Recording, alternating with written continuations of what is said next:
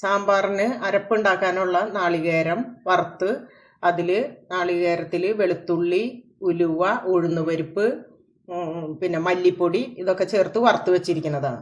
പരിപ്പ് കുക്കറിലിട്ട് 2 വിസിൽ വന്നാൽ വേവിച്ചിട്ട് വേണം ഇനി ഇതിൽ കഷ്ണങ്ങൾ ചേർക്കാനായി. വെന്ത പരിപ്പിലേക്ക് ചേമ്പ്, ഉരുളക്കിഴങ്ങ്, തക്കാളി ഒക്കെ ചേർക്കും. കുറച്ച് മുളക് പൊടി, മഞ്ഞൾപ്പൊടി, ഉപ്പ്, പിഴിഞ്ഞൊഴിക്കണം.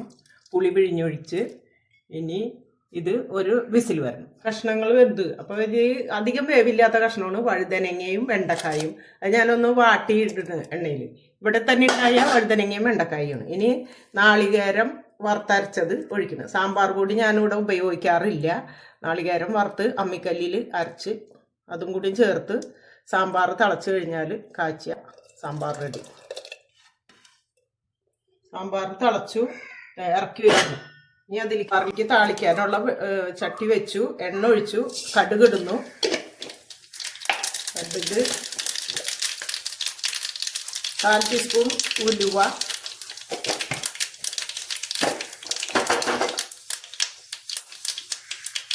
വേപ്പില, വറ്റൽമുളക്,